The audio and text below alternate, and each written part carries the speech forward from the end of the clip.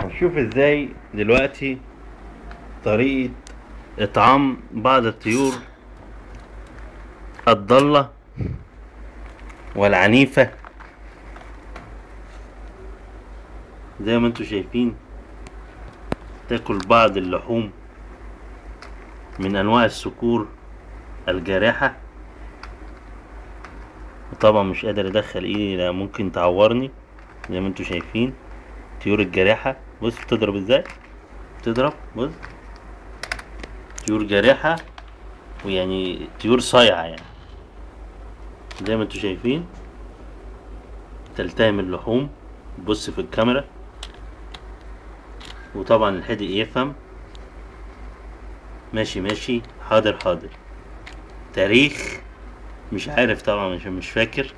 والسلام عليكم ورحمة الله وبركاته في حلقة جديدة من الطيور الشرسة.